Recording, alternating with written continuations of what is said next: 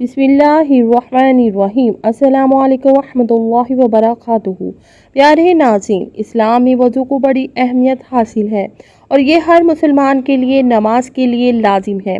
وضو صرف پانی سے جسم دھونا نہیں بلکہ ایک عبادتی عمل ہے جس میں نیت اور شعور کا عنصر بھی شامل ہوتا ہے۔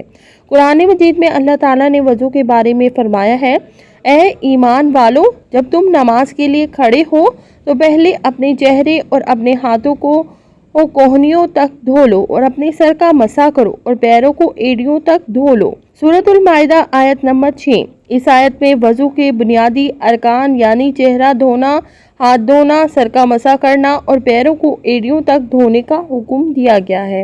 اس سے یہ واضح ہوتا ہے کہ وضو میں سب سے اہم چیز جسم کے ان حصوں کی صفائی ہے جو وضو کے ارکان میں شامل ہیں۔ عورت کے لیے وضو کے دوران پردے کے مسائل مختلف فقہ نے مختلف انداز میں بیان کیے ہیں۔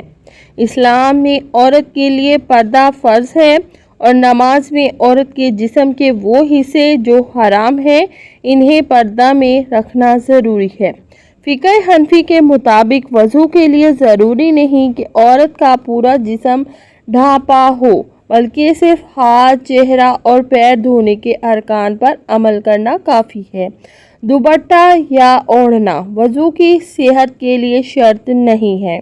اگر عورت کے ہاتھ، چہرہ، سر اور پیر صاف ہوں تو وہ وضو کر سکتی ہے چاہے دوپٹہ نہ ہو۔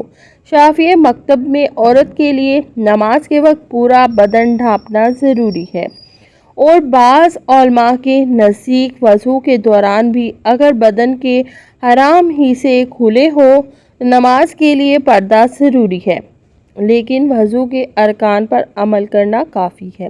مالکی اور جنبلی مکتب میں بھی وضو کے لیے جسم کی صفائی کو اہم قرار دیا گیا ہے اور لباس کی موجودگی وضو کے لیے شرط نہیں، بس نماز کے وقت عورت کا پردہ لازمی ہے۔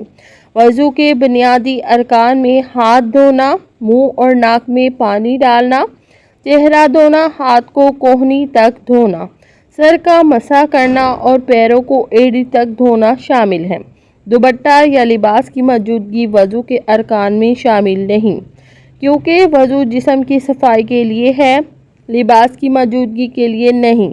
اس بات کی تصدیق نبی کریم صلی اللہ علیہ وسلم کی احادیث سے بھی ہوتی ہے۔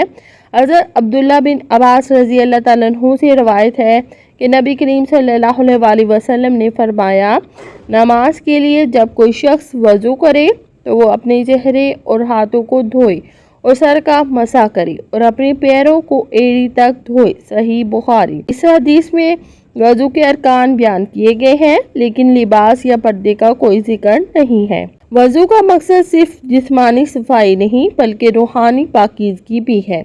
جب انسان وضو کرتا ہے تو اس کا دل بھی پاکیزہ ہو جاتا ہے اور وہ اللہ کے حضور عبادت کے لیے تیار ہوتا ہے۔ اس کے باوجود اگر عورت گھر میں مرد نہ ہو تو وضو کے دوران دوپٹہ پہننا ضروری نہیں، البتہ اگر گھر میں مرد موجود ہوں تو پردے کا خیال رکھنا مستحب ہے۔ اس طرح نہ صرف عبادت کا حق ادا ہوتا ہے بلکہ شریعت کے تقاضے بھی پورے ہوتے ہیں۔ وضو کے دوران عورت کے ہاتھ، چہرہ اور پیروں کا پانی سے دھونا لازمی ہے۔ اگر وہ یہ کام کرتی ہے تو وضو صحیح ہوگا چاہے دوپٹہ یا اوڑھنا موجود نہ ہو۔ فقہ نے واضح کیا ہے کہ وضو کے لیے ضروری ہے کہ جسم کے ارکان دھوئے جائیں اور پانی کا استعمال صحیح طریقے سے ہو۔ قرآن و حدیث کی روشنی میں لباس کی موجودگی وضو کے لیے شرط نہیں، یہ بات عملی زندگی میں بھی قابل مشاہدہ ہے۔ مثال کے طور پر ایک لڑکی جس کا نام فاطمہ تھا اکثر صبح جلدی اٹھتی اور نماز کے لیے وضو کرتی۔ کبھی کبھار وہ گھر میں اکیلی ہوتی اور دوپٹہ نہیں پہنتی لیکن وضو کے ارکان کو پورا کر کے نماز پڑھتی۔ اسے کبھی کوئی شکایت نہیں ہوئی اور وضو اور نماز دونوں صحیح ہوئے۔ اس سے یہ سبق ملتا ہے کہ وضو کے لیے جسمانی صفائی ضروری ہے اور لباس یا دوپٹہ صرف پردے کے لیے ہے۔ ایک اور مثال لیجیے، زینب نام کی ایک عورت صبح اپنے بچوں کو تیار کر رہی تھی۔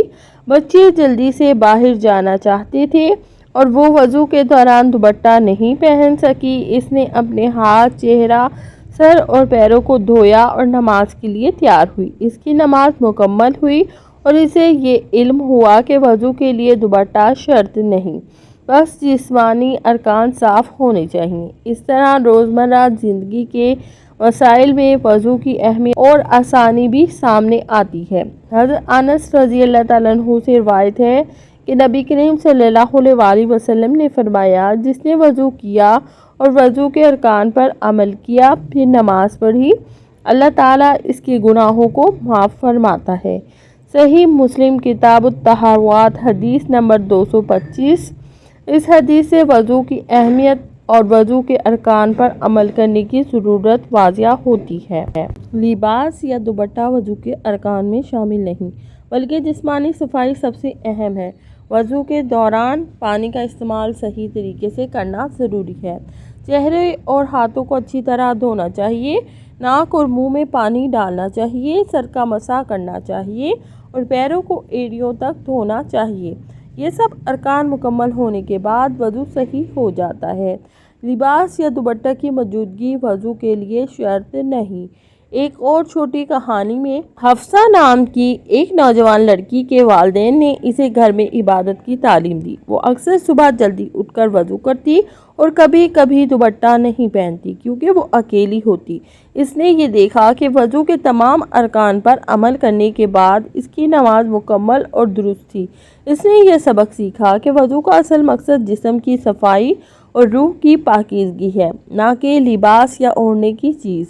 मज़ीद अमली मिसाल के तौर पर यह समझा जा सकता है कि अगर कोई औरत काम में मसरूफ़ हो या बीमार हो और दुपट्टा पहनने में दुश्वारी हो, तब भी वो वज़ू कर सकती है, बस जिस्म के अरकान धोए जाएं और नियत दुरुस्त हो। इसी तरह रोज़मर्रा ज़िंदगी में औरत के लिए वज़ू की आसानी और काबिल अमल होना बहुत ज़रूरी है ताकि इबादत से रोक ना हो। एक और छोटी कहानी में सारा नाम की खातून अपने छोटे बच्चों को स्कूल के लिए तैयार कर रही थी। वो जल्दी में थी और इसने वज़ू के दौरान दुपट्टा नहीं पहना। इसने अपने हाथ, चेहरा, सर और पैरों को अच्छी तरह धोया और नमाज के लिए तैयार हुई।